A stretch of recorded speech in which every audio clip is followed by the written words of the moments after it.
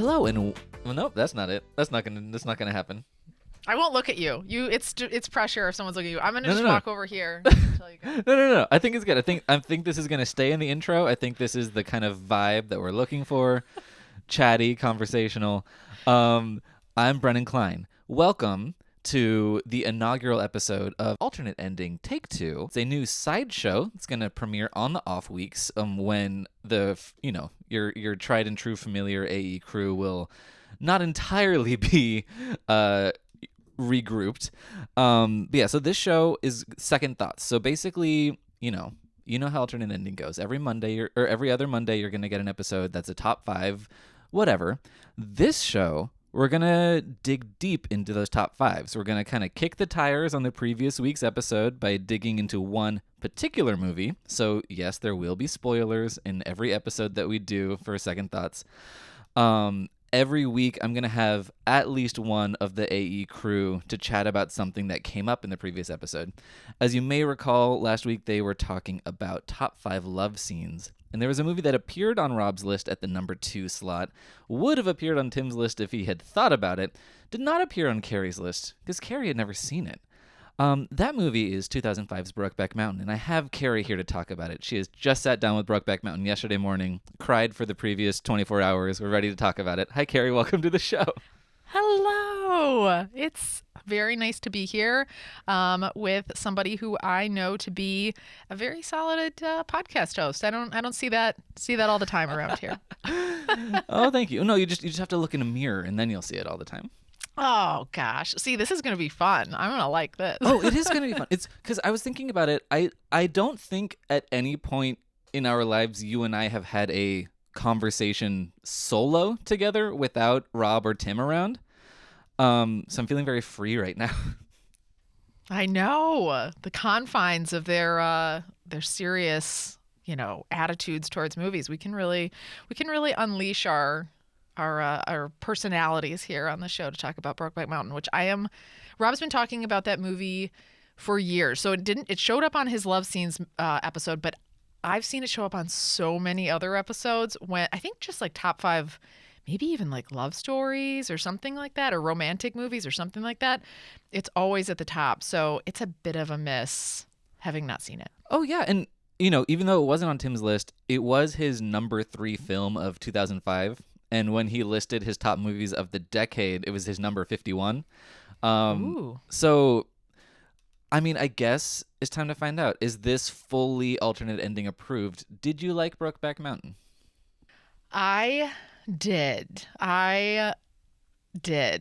I didn't want to like it because of the contrarian in me. And I was like, when Rob and Tim are like, oh, this is candy for you, you're going to love this. Then I'm like, I'm not that transparent. I might not. There might be things that I see in it that I don't like. Yeah. And so I'm still going to be honest. I did like it, but there's some hangups that I have with it that maybe we can go into a little bit that might be a different take on it than they have. I am extremely curious to hear those. So we'll dive into that in 1 second. Just obviously everyone should know the plot of Brokeback Mountain, but we should break it down a tiny bit just in case somebody is a Carrie and hasn't seen it yet. So yeah, this movie was nominated for a bunch of Oscars in 2005. It is, the gay cowboy movie, but it's obviously so much more textured and layered than that. It's about 2 cowboys who are working together, herding sheep, just guarding sheep. They don't seem to be going anywhere. The sheep are just chilling and grazing, and they have to protect them. Is what I understand. I don't know anything about agriculture. Same. But it seemed like they were doing something with sheep. It's very important. They're mainly Jake Gyllenhaal on horseback with a little baby sheep like in his lap, which is the most adorable sight. But yeah, so they're watching these sheep. They're kind of stuck out on Brokeback Mountain in Wyoming for an entire summer, and of course, they fall in love because they're both beautiful men, and so it's just gonna happen. Of course. But then they go back to the real world. They go back into town, and they live these separate lives, and their romance plays out over the course of 20 years, and they both get married to women and have kids because that's what the world expects of them and kind of demands of them, or at least that's how Ennis, which is Heath Ledger's character, perceives the world, what the world needs from him, even though Jack, played by Jake Gyllenhaal, would rather just live together on a ranch and say, like, screw the world, like, let's do this. Clearly we love each other and we're meant for each other. But the world keeps them apart, or Heath Ledger keeps them apart. Whatever keeps them apart keeps them apart. And the only romance they have is out in the middle of nowhere in these little fishing trips that they get to snatch away from their regular lives. And then, Jack, he does die, and it's very sad. Oh, gosh, what a twist! Who knew? A Jack I didn't twist. see it coming. It was a Jack twist. Oh, gosh. At least your humor is very in line with the AE standard. So, speaking of, I can be in line with Tim's standard too, because Jack Twist does sound like a sex act that you would read about on Urban Dictionary. Okay, sorry, what were you saying? You know what? I don't know. It is just as jarring as when Tim says it to me and throws me off. No, I didn't see that coming. I didn't see the end coming. I was upset by that. So maybe we'll get there. But I was mentally unprepared for that. And I don't know how that spoiler never made it across to me in the last 15 years, but it didn't. So yeah, I mean, I think the Brokeback Mountain is a movie that people don't necessarily talk about for the plot. Like, they talk about it for the kind of atmosphere and the feeling and, like, kind of what it's doing. It's not like a plot-focused movie, really. It's like a character movie. So maybe, no one's like, oh my God, did you see the ending of, that maybe that's just not part of the conversation. That's the key element, I guess. True. That's probably not the focal point. Yeah. But anyway, so you did have some hangups watching this movie. What were they? And I don't know. So this is what I want your opinion on. So did you, how many years ago did you see this movie?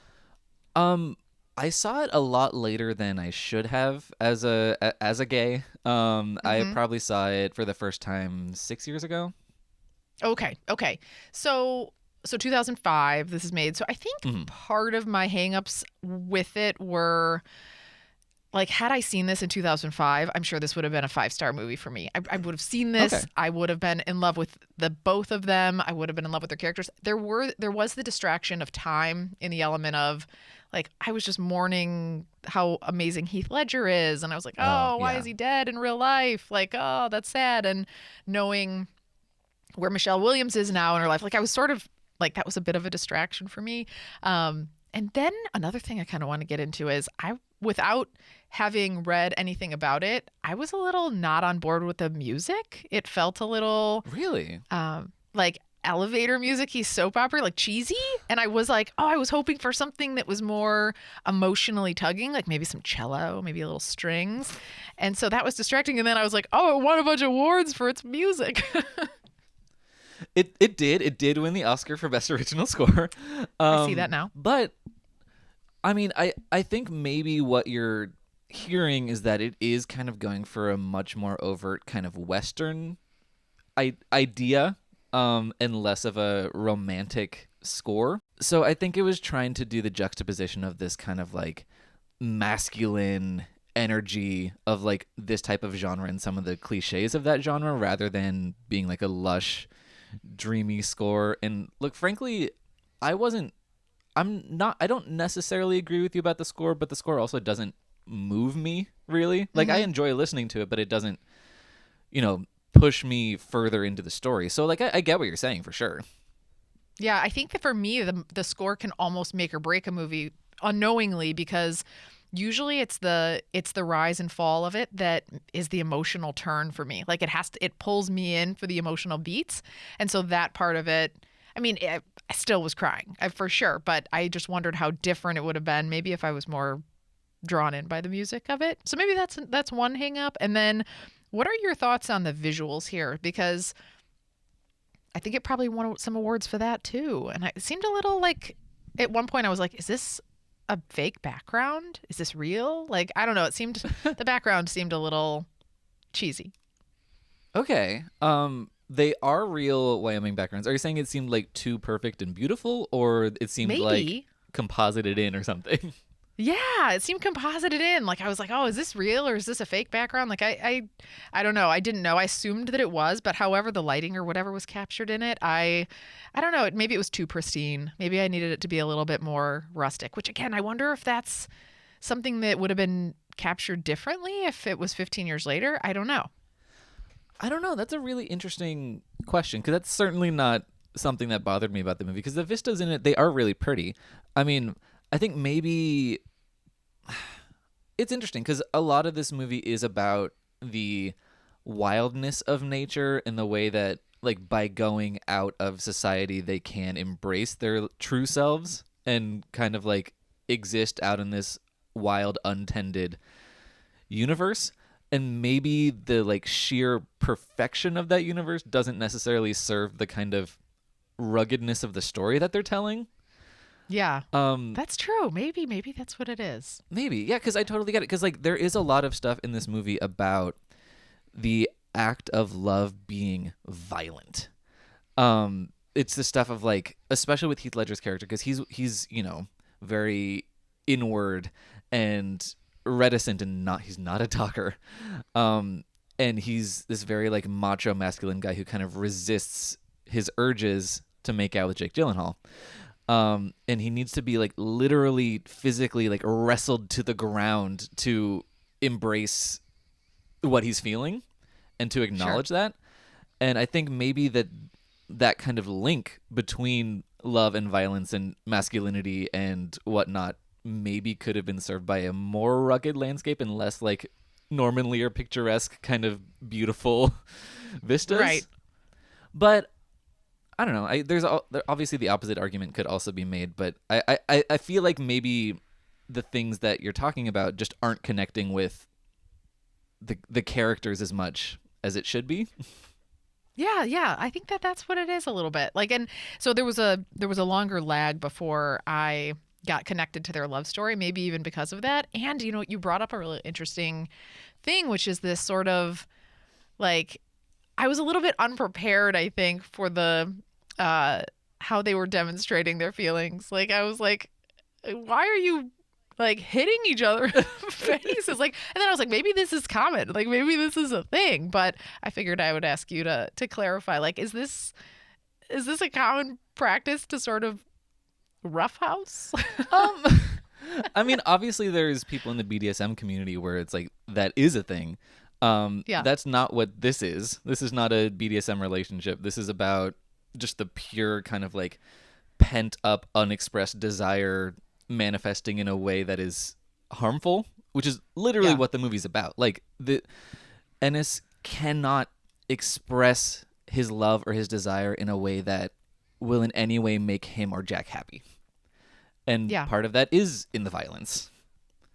And I think that's also trying to express the kind of like, well, just, the idea of what masculinity is as presented by Western movies and cowboys, where it's like they are, rough them up, they don't mind getting clocked in the jaw a couple times, that's kind of the world that they live in. Yeah, if someone broke my face, I would probably that'd be a red flag for me. So the fact that Jack Twist was still on board after that showed his resilience, that's for sure. Yeah, and I'm saying, like, well, especially, this is a very specific context. If you're dating someone who punches you in the face, I would recommend not continuing to do that. Yeah, we're going to acknowledge right here that that's not healthy. But in the case of this, it was like, I feel like Jack just knew that he knew the boundaries that he had to overcome in order to connect with, it's Ennis, right? Yes. I keep wanting to call him Enos, which is weird. So Ennis. And I think he just knew what he had to do to overcome it. And I think, he wanted it so bad that he was willing to like wait and sacrifice, and it like came with the downsides of it. And he was okay with the total package still. Yeah. And and that's one of the big flaws that prevents Jack from getting what he wants, which is that he wishes he knew how to quit Ennis, because Ennis is not good for him and he knows that. But there are a lot of people out in the world where, when you're faced with someone like Ennis who is so closed off, the idea of being the one to kind of like wrench a smile from that person, like, makes you feel so much deeper. And like, so I get how that would feel rewarding in spite of everything. Because you're like, that's me. I did that. He loves me. But it's not a dynamic that I personally appreciate. Right. Right. It's not healthy that would work for me. I would be pissed. I'd be like, I mean, I'm very conflict averse. So like even just some of the yelling was not acceptable for me. But you said something that was really interesting to me. So I'd like your opinion on it. You said that Ennis is the one that's not good. He's the one that's not good for Jack Twist. And I don't know. I Really? think I was more on the Ennis side. Interestingly, in terms of who was a better counterpart in the relationship. And I'll tell you why. And this is where I'd like your opinion on it too. Like the part of the problem with the storyline that I also had, and this is probably like the serial monogamist in me. Okay. But Jack's a wanderer. Jack is the one he heads to Mexico for some lovin' when he feels like he's not getting enough from Ennis, and then he sort of like I want this love story to be like we only want each other, you're the only one for me, and this vision and dream that I have for us in the future is only for you and me. And it seems like Jack Twist would have bunked up with some other people if given the opportunity. You mean like if Ennis had said yes, let's go live on a ranch, you think that Jack would have still had a wandering eye, is what you're saying? No, I don't think that. I just think he had a vision for what he wanted for his life. And I think he was more okay with, because he didn't have the trauma that Ennis had when he was younger, he was more okay with going off and pursuing the lifestyle that was right for him. And so I think it seems like, and I'd love to know your opinion, it seems like he was going to be okay. He would prefer Ennis, but it seems like he was open to pursuing that dream or vision with somebody else too. That's true, because as we find out in the finals, in the final act, he does try to kind of live out that romantic ideal with the sheriff from Stranger Things. I didn't know that. Wait, pause. What? The guy that he this. meets who invites him to his lake house, that's David Harbour from Stranger Things. I knew that's who it was, but I didn't get that. Oh my gosh. So that at the end, when we find out, he goes and he sees the parents and they are like, oh, he was going to go buy a cat or, stay in a cabin. I didn't get that was the sheriff. I didn't know the sheriff was into Jack Twist. Oh, yeah. Well, see, that is a thing that maybe you missed. No offense, but as okay. As a straight woman, or at least yes, yeah, that maybe is a subtlety of like the way that gay people talk to each other when they have to be in the closet. Oh, what did he say? What's the tell? So I know in the future. The tell is when they're sitting outside waiting for their partners to come out, and he's like, my father-in-law has this cabin out in the woods. Maybe you and I could go fishing or something. Like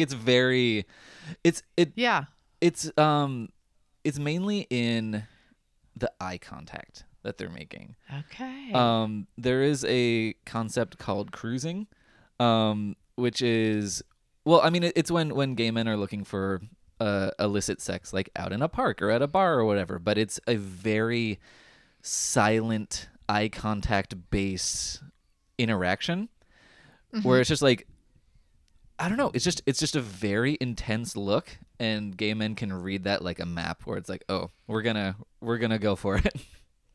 Wait, so if I am pursuing somebody in the park, let's just pretend I'm pursuing somebody in the park. Of course. So you and I, let's just say we're pursuing each other. Okay, sure. If I pass you in the park, you're saying that the gesture of my eye means that I'm after you. You know that. Yes. Oh, and is everybody's eye gesture the same? Is it because it looks the same for everybody? I mean, look, I have grown up in a world where I have not had to cruise because I, live in Southern California, and I have never had to hide my sexual identity once I came out. But from what I have seen and experienced, like of stuff from the 80s or people talking about it, like everyone, I don't know. I don't know that it's necessarily a standardized thing. It's not like, wink right eye twice, left eye once. Like it's nothing like that, but it's just I don't know, because I think everyone is similar. Because but it's more about, I don't know. It's just it's a weird kind of like soul connection where, and it's also where it's like, if a straight man was looking at you, he wouldn't be looking at you in this way. There's kind of like, Okay. it's like a hunger, I think, is what it is. Interesting. Interesting. I'm keeping an eye out for this. Next time I cruise the Yeah. park, I'm gonna see if I catch any of these long gazes. There, I'm gonna let you know. there is a cruising park by where I live in Long Beach. So if you ever come out to California once travel is allowed again, I'll show you around. Yes. We'll cruise together. Yeah, that'd be Oh my fun. gosh. That would be really A fun good for me. bonding activity. I would. But so you weren't put off by the fact that Jack Twist saw other people. That didn't bother you in the movie. Well, no, it didn't bother me because he's not together with Ennis. Ennis makes it very clear that they are not a couple. Even though, well, I mean, at least emotionally speaking, because he does get upset at the idea that Jack is sleeping with somebody else, which first of all is hypocritical because all Heath Ledger does is sleep with somebody else. Right. Exactly. But because it's a man, because I think Ennis's deal is kind of that he's not gay or straight, he's just in love with Jack. Like that's his thing. But Jack is a gay man, and that's what he needs out of his life. So I think the way that they both view it is different.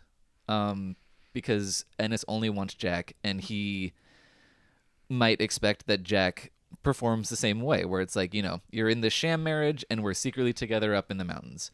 But Jack's perspective is different. He's like, I'm a gay man. I want to be with a gay man, or with a man, and you're refusing to allow me to do that.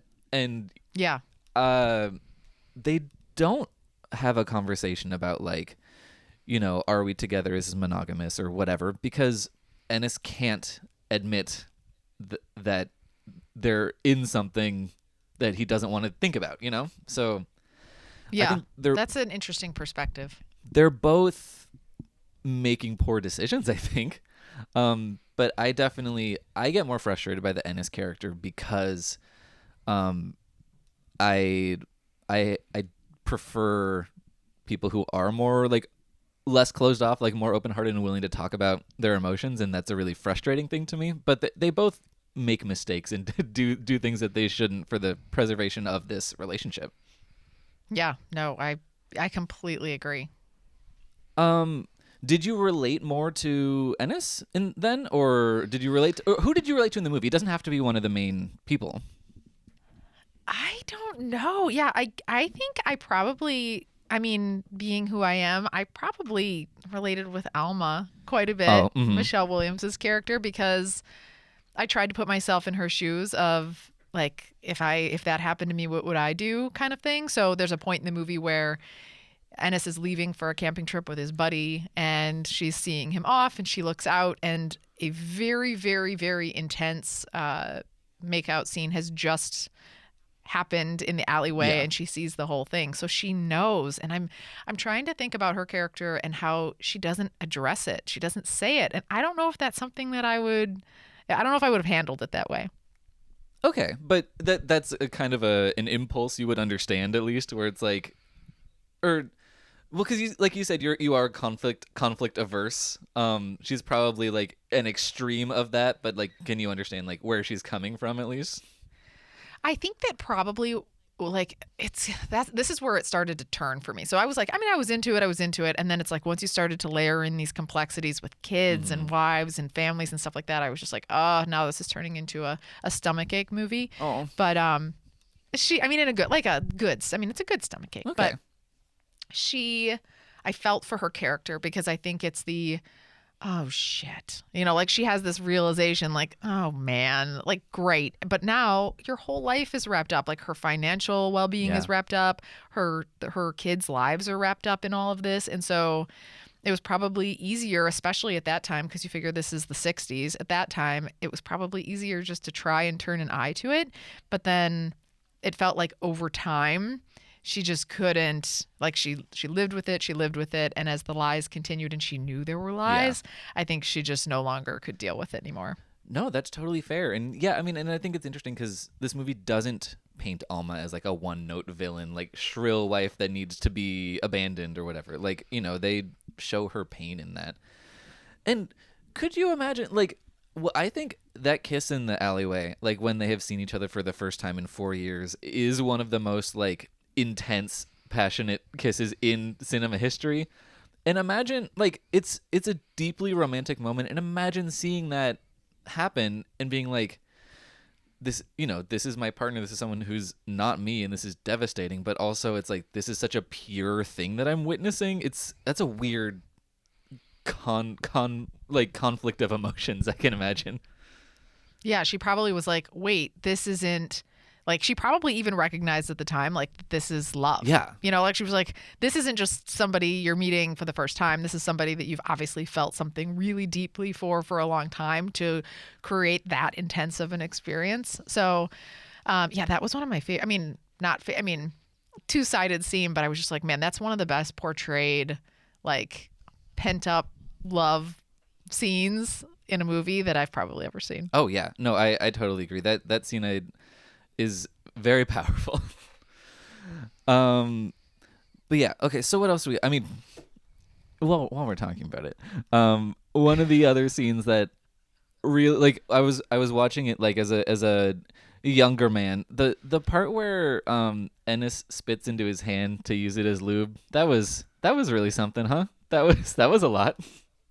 When did that happen? Wait, hang on. When was this? When the first time they have sex in the tent, where it starts with Jack kind of snuggling with him, pulling his arm over him. Yeah. And then he kind of escapes, and then he's kind of holding him down, and then they start to like unzip, and then Ennis spits into his hand and just starts going for it. This is an education for me. I did not see that. So I'll tell you what happened. Okay. You're going to think this is super weird. So out of the gate, this is the first like 20 minutes of the movie. So out of the gate, the way that Ang Lee captured it, it's really dark. And I was like, why are you making these scenes so dark? So when they're in the tent and this is happening, I was like, what? So I was in like a really brightly lit room watching it. And then this starts to unfold. And I was like, oh my gosh, I got to see. So I like got up out of bed and I got like really close to the TV. And I was like, I still can't see. So then I was like doing, like, if there was a camera on me, I was like doing binoculars because I was like trying to see. And then I still couldn't see. So I paused it. I pulled out my phone and launched it from my phone because I was like, well, I'll get under the covers. Because I couldn't see anything. It was so dark. And I'm like, there could be some really, really juicy stuff here. So I still couldn't see it on my phone. And it was so small, so I couldn't see. So I then took myself to the bathroom. I have like a small bathroom. And I now find myself hunched in the bathroom. Lights are off. And I'm trying to watch Jake Gyllenhaal and Heath Ledger have sex. Like, that's all I want to see. And it was still so dark. Oh, no. So I completely feel like I've missed this experience. And I did not see the hand spit, which I may or may not have known what was happening there because that seems strange. Well, Carrie, I don't know if you know this, but butts don't produce natural lubricant. So it can be a difficult process sometimes. So wait, so this is the thing. This is the thing people do. I mean, look, people in the not 60s, not in the woods, just use lube. But you gotta do what you gotta do. See, and that's the thing. I couldn't even tell. I was like, I'm not even really sure what's unfolding in this tent because I couldn't see because it was so dark. What's unfolding is Ennis's boner. Oh my gosh. Well, I thought maybe. So here was the other thing. Okay. There were just so many noises. All I could do was hear the audible. So I was like, there were so many noises coming, and they were different noises from different people. So I was trying to extrapolate what was happening to who and when and by what. And so now I know, but there were some options that were in play that I'm glad you've clarified weren't happening. I'm happy to help you out with any of these scenes. And actually, I had a similar problem viewing that scene. So maybe we just weren't watching it in the ideal conditions. But it is a little dark if you're not in a dark room. Because I have a photosensitivity, so if I'm watching a movie at home, I have to have lights on in the room. So I was like turning up the brightness on the screen because I was like, I need to see what's happening. I need to see. I know. Yeah. So I that's not just a you situation. Good. I'm sure not everybody took their phone to the bathroom and curled in the corner trying to watch it, but Look, I appreciate the dedication. That's right. You recognized that it was important. I did. It was by far one of the most exciting scenes of the movie, that's for sure. So it made me miss Heath Ledger even more. I was just like, gosh, he's such a solid actor in this. Oh, like yeah. on point the entire movie. I was like, what would he have done if he was still around? Yeah, and yeah, I can imagine because like I am able to separate myself enough watching that movie because Heath Ledger died kind of before I really knew about him. Like I Oh, think the okay. first thing I really saw him in, because what was The Dark Knight, which Oh, really? yeah, so or at least the first thing I was aware of seeing him in, because I would have been in like junior high when that movie came out. Yeah. So I wasn't like following actors, and so I didn't have the connection with him as an actor before he passed. So I think I've always been. I mean, I've only ever watched Heath Ledger movies when he was not in the world. A lot. Yeah. Oh, I didn't. Yeah, I never thought about that way. Like that is interesting. Like if you compare him to, like I would equate him to me of like more of a River Phoenix maybe, where it's like most Mm. things I've seen with him, he's already been gone kind of thing. And it is probably a different experience, but I knew him and really loved him in so many things because he was in one of my favorites, 10 Things I Hate About Yes. You. He was in, which is where I saw him for the first time, and I was sold coming out of that movie. So I don't know. I just think he would have done wonderful things if he was still here. No, I agree, and it is grim because in the end of this movie, he's playing an age that he never got to reach, and that's dark. Totally. I completely agree. And yeah, anyway, like not to be too downbeat. Um, okay, what else do we got? I mean, I'm Yeah, reading. educate me. Tell me what else I missed. I need to know. I need to Um, know what other yeah, things yeah. I Do, do missed you in need me here. to explain any more gay shit? I don't I'm happy know. to I do didn't it. think I did, but I'm like, now I know the hand spit Uh thing, and now I know about the gaze stare yeah, thing that I'm the gonna gays of the gays. look for. That's right. I'm gonna bring this up and see if other people are aware. And then yeah, I'm just wondering what other context I might have missed in here, but um, I Well, don't know. I don't know. I mean, there is stuff that is specific to like the gay experience in this movie, obviously, but also the the point of any movie about two characters is that it. Well, I mean, I'm just basically quoting Roger Ebert's review, where it's like the characters are so well shaded that you can read yourself into anything that they do, regardless of what they look like or what their sexuality is or whatever. He said something like, I can see someone watching this movie and having feelings about like not wanting to go into the military or like always having wanted to become a ceramics artist or whatever, like just the feelings at the core of this movie are a kind of universal human experience. But a lot of the specifics you might not necessarily relate to or understand, but the feelings involved are it's not a challenge. Like you get it because you're like, I'm a human, I feel these things. Mm-hmm. um I mean, we have not talked about Anne Hathaway, who she plays a relatively small role in this movie, but she does. I think her most important function is showing you the passage of time with her increasingly preposterous wigs. What were those? I don't know, but I was love like, them so much. She became Farrah Fawcett in the 70s. she totally did. I was like, you look absurd. You look absurd. But she wasn't a character I was particularly drawn to because of her Uh-huh. coldness and sort of callous approach to life. But like there were some touches of warmth within her, like where Jack stands up to her dad, the dinner scene where she stands up to his dad, and I like how proud she is of Oh yeah. him. But a question for you on her: Okay. does she know that Jack's gay? I don't I don't know that she does. She certainly doesn't really care about Jack. Like their relationship does seem very transactional and not very um romantic or sexual in any major way. Like at least, once he gets involved in the business and once they have a kid, and it's just like that's not her focus and maybe never really was. Mm-hmm. So maybe she doesn't know that she's gay because she doesn't actually care about him or, what his feelings are or what he does with his dick, basically.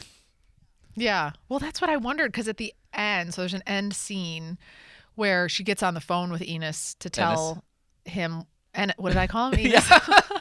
I need to phonetically write this down as Ennis. Egg Ennis. He that would be the worst name to be called Enos. Anyway, so she gets on the phone with him and she's like kind of tearing up slightly, but she's so cold and she's trying to explain to Ennis that he's gone and how he died. And she's kind of tearing up. And I couldn't get the sense for sure whether in that phone call that she knew Ennis was one of the people that he'd been going off to see or was a part of his life. I wasn't sure from that moment. Yeah, I mean, I think at that point, everyone in Jack's life knew that he was gay because he was trying to run away with David Harbour. So I think that kind of had gotten out at that point because his parents seemed very clear on what was happening.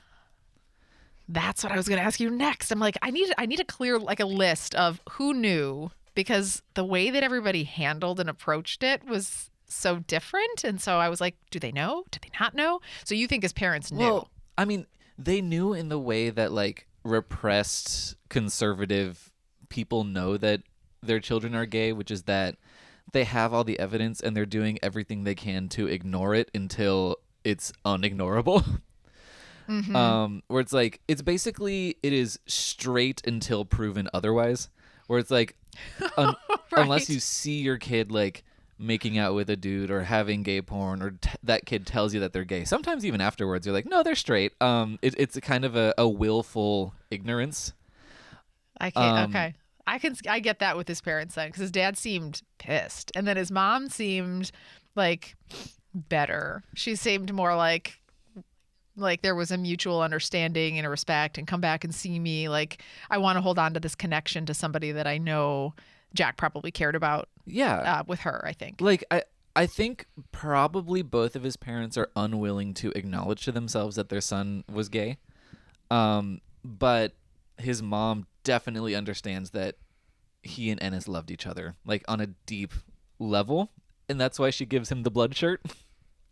The blood shirt. Oh my gosh, the blood shirt. Just folds him out a little bag, a little to-go bag of her dead son's clothing. I know. At first, I thought maybe she wrapped up. This would have been a good twist for me, but I don't think this didn't happen. A Jack twist that because he was going there to get the ashes, and so that he could take him to Brokeback Mountain. And I thought maybe she was going to wrap the urn in the blood shirt and then be like, "You can go take them." But that she kind of failed me on that. She didn't do that. Well, no, I mean, it's understandable that they would want to keep them. And also, I think the thing about them not wanting him to be, to have his wishes of having his ashes scattered at Brokeback Mountain is because, again, that's an acknowledgement of that this place where he has only been with a man is the place that means the most to him. And they don't want to, like, by acknowledging that would make him gay, like, in their minds, I think. Mm-hmm. Yeah. But yeah, no, so the mom does make that concession. Like, she allows Ennis into Jack's life in that small way, which is very nice. And he gets to... It is. I want some bloody clothes. Yeah, he just gets to remember somebody by. Hang it up in his boudoir and cry at it sometimes. I know. Another question I have. Sorry that I have so No, many, go but for then it. I'll feel really good about it. So we hear from Lorene, Jack's wife, Anne Hathaway. We hear how he has died. So we hear how he's died. Her account of what actually happened then is very different from the sort of flash or something. I don't know. What do you call that? Like a clip? I was rereading Tim's review of Brokeback Mountain, and he brought up something that I hadn't thought about, which he posits that scene is kind of Heath Ledger's kind of subjective idea of what happened, because that character Ennis, like, he has already talked about how he imagines this kind of rampant homophobia that's basically a manifestation of his guilt. Like, he's like, I feel like people are watching me and they know my secret, and like things that couldn't possibly be true. So like Tim was saying that he thinks that is Ennis's imagination, and that might be what actually happened. Like, but we don't have clarity on how Jack actually died. Okay. I hope he died by the tire iron flying off the car and not maybe the first time you've said that sentence. Homophobic people. I know. I was just like, when I saw that clip, I'm like, what? No. So I'd rather have that be Ennis's imagination than reality.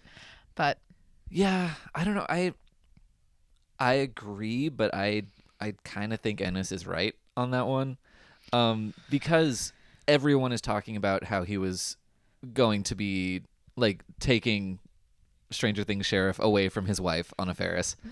And everybody knew that they were going to run away together. His parents knew, Anne Hathaway knew. I imagine that just got around. And it's the same thing. It's the cognitive dissonance, like the tire thing. I imagine is probably the cover story of everyone trying to deny that this ever happened. I'm going to pretend, though, for me to sleep at night, I'm going to pretend that that's how he died. Yeah, no, that's fair. We don't know. Tragic. It's just tragic. And then that's where it turns, really, where it really gets tragic, is I was like, oh, shoot, what's Ennis going to say? Like, what's going to unfold? Like, how is he going to deal with all of this? And he dealt with it in such an interesting way, I feel like. Well, what do you mean? Or what's most interesting about how he dealt with it? Well, at first, I didn't think that he seemed as traumatized as I thought he would be. And so I thought, like, oh, this is somebody that he exclusively is his exclusive avenue towards his true sexuality. So I was like, well, that's a downer. Like, he doesn't have anybody else. Like, on some level, Jack would have gone out. Probably he did go out and find other people. And so, I mean, this is 20 years of his life that really has been dedicated to just this one man in terms of his male relationship. And I just think I thought, I don't know if I thought he was going to just be more visibly upset or sad. But then the ending scene in his trailer, Jack with the swear. blood clothes. Oh, Jack a swear. And I was like, oh gosh, this guy's crushed for the rest of his life. Like, that one scene is the you're crushed for the rest of your life moment. Yeah, and well, I think, Ennis is still not a person who's capable of that kind of big display of emotion. And I think the moment that we get where he's truly grieving the loss of Jack is that moment early on when they have come back down from the mountain and Jack's driving away and Ennis is walking down. He ducks into an alley to practically like puke up his guts crying. And he's trying to hold it back and like hold on the reins, and he just can't anymore. That's first of all, great scene. So good. And then the guy comes by and he's like, are you okay? And he's like, F you, man. He's like, what are you looking at? What are you looking at? Like, so upset that somebody could possibly see him in a vulnerable position. Just like triggers just rage coming out of him. That's so intense. Yeah, no. And I think that's because that's the moment. Because I think part of the beauty of how Brokeback Mountain is arranged as a narrative is that for the first, half hour or 40 minutes of this movie, we just get them. We just get their like growing love story. We get them in this world where they're allowed to be themselves and allowed to be together. And then it's never the same again. After that, like the idea of like the town is introduced. The women are introduced, like all the things that are going to be the hooks that pry them apart. So it will never be that kind of pure thing that it was after that. So I think he already grieved Jack in that moment because that was when he lost him. Like, oh yeah. Anyway, yeah, it's a fucking bleak movie. Yeah, I know. As we're talking about it, I'm like, gosh, this is so sad. And yeah, I got to thinking about it after it was over too. Again, this is 15 years old. Uh-huh. This is set in the 60s up through 83. What does a movie like this do for the gay community? Like at the time, do you have a sense for at the time, like what this does? Like, what does this do for opening conversation and like what benefit does a movie like have this in cinema? That's a really, really good question, and I don't know that I have the best capacity to answer it. Because yeah, at certainly at the time that this movie came out, I was not I had not realized I was gay. I was in like 5th grade. Mm-hmm. So I was, I had no romantic or erotic feelings for anyone. Right. And I certainly wasn't like up on the news or like even entertainment news, but especially like because this was a huge kind of discussion topic of people being like, oh, the gay cowboy movie, this is ruining the Western. This is like making a mockery of Americana and like all of this stuff. And I was not around for that. I wasn't reading the trades. But yeah, so I don't know if I can really talk to how it impacted culture at the time. But as a gay person growing up, like it once I, like came out and understood who I was and all that, it was definitely a movie that was kind of still the kind of benchmark for gay cinema. Like around that point, we had movies like Weekend in 2011, the Andrew Haigh movie, and certain other kind of like arty, like well respected gay romantic movies, but still, I mean, we still don't have anything approaching enough of them. Right. Although lately we've been getting a slew of obviously the more female centric ones like Portrait of a Lady on Fire I and know. Carol and I mean I know you love Portrait of a Lady on Fire. I know. I love it so much. It's so good. I actually prefer it to this movie if I have to be honest, but I think it's probably a recency factor and I don't know. Well, But it's um, interesting. I'd be interested. I mean, because they're very different movies, obviously. In as much as they are, they're queer period romance about suppressed longing. So like that's obviously a similar thing. But they have very different kind of missions within that, I guess. But yeah, anyway, yeah, I wish I could answer your question better. There are definitely better people to answer that question. Yeah. But I don't think Brokeback Mountain is because a lot of queer movies around this time like have aspects of it that are very harmful or doubtful, like looking back, like it's like, oh, that hasn't aged well.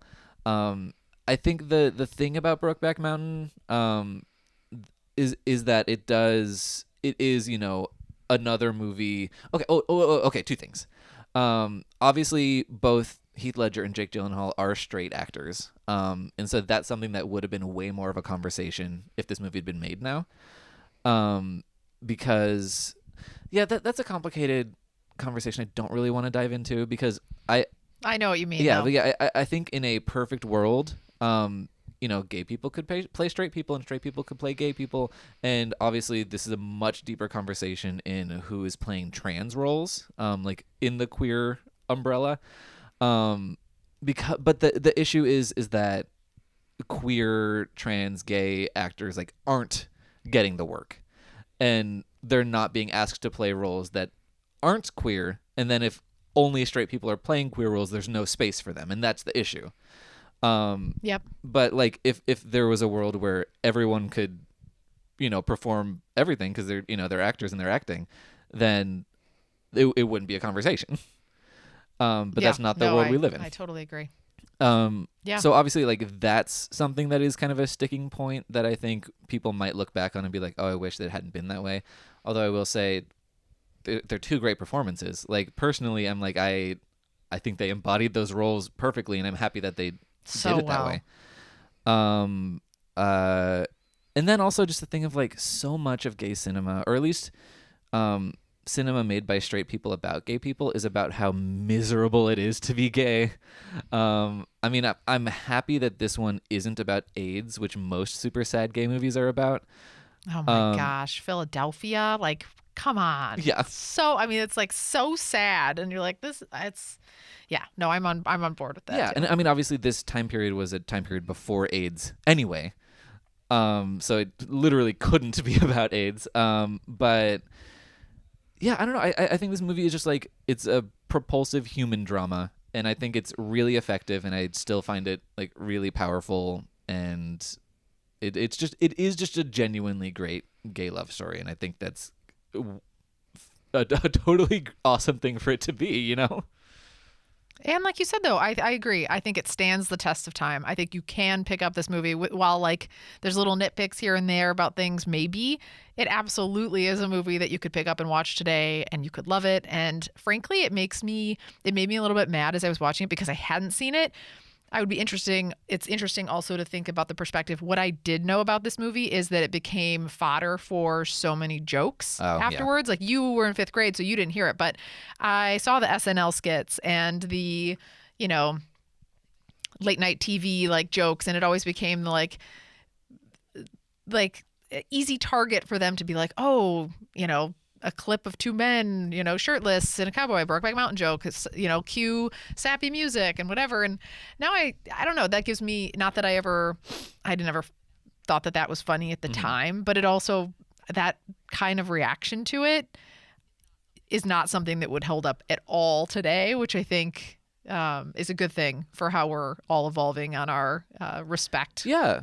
Just in general. No, I would definitely say so. And I think the people who are making those jokes are people who I would guess had not seen the movie, because the movie, first of all, the movie exists as a gay cowboy movie because it's trying to buck those kind of like traditional American cowboy stereotypes.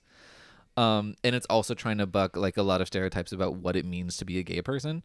So the people making those jokes really did recognize that juxtaposition was there. They just didn't understand that it wasn't something to be mocked, because their idea of what it means to be gay and what it means to be a cowboy are so like grossly incompatible, and they don't realize that the movie's literally about how it is compatible. You can be gay and a cowboy. Like, these are just 2 things you can be. Right. I agree. So forget those people. It was a long time ago. No one's joking about it anymore. And like you said, there's so many great new movies coming out. I would recommend, if you haven't seen, we said Portrait of a Lady on Fire, to see that. What other good ones would you recommend to people to see? Like contemporary queer movies. I really liked Two of Us, the movie that was on or playing at Sundance, which is a French movie about retirement age lesbians that I really liked. Ooh. I'm going to check into that one. Yeah, I think it's streaming now somewhere. But yeah. What else can I think of? Most of the gay movies that I like are comedies. Oh, really? So what's your favorite? I really like, there's a movie from, I think the late 90s, early 2000s. It's called But I'm a Cheerleader, which is about Natasha Lyonne. Is it B-U-T-T? Is it B-U-T-T? One T, B-U-T. One T. Okay, but yeah. Okay. It's about Natasha Lyonne plays a character who's sent to like a gay conversion camp, and she falls in love with Clea Duvall at the camp. It's very good. Oh, that sounds really good. But I'm a cheerleader. What? Cool. I'm just repeating it so I remember it, so I can go see it. I really recommend it. And I feel like I just wrote down, because I'm kind of curating a gay movie marathon for my boyfriend for movies that he missed. Has he seen Brokeback Mountain? What? Has he seen Brokeback Mountain? Yes, but we did watch it together to prep for this episode as well. But it was multiple, we had both already seen it before. Oh, okay. And he loves it. Yeah. It's still, it's intense. It's a movie that like if you're someone who is capable of loving a movie that is this devastating, like it is love, but it's a complicated love. Where it's like, I'm not going to watch this movie every day. Yes, yeah. You don't just sit down, kick your feet up, and watch a little Brokeback Mountain to unwind on a Friday. That's for sure.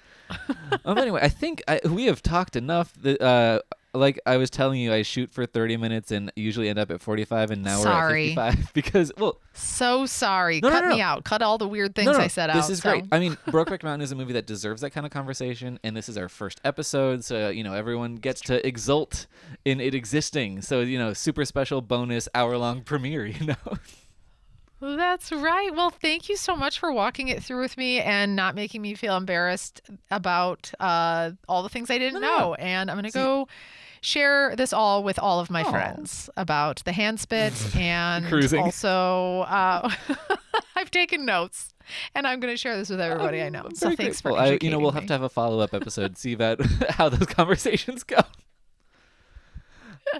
That sounds great. Yeah. Thank you so much. Thank you everybody for listening to this. I hope you enjoy it. We're gonna be, continuing this every other week. We're gonna be picking a movie that discussed in the previous episode and diving deeper with either Carrie or Rob or Tim or some combination of the aforementioned. Okay. Bye everybody.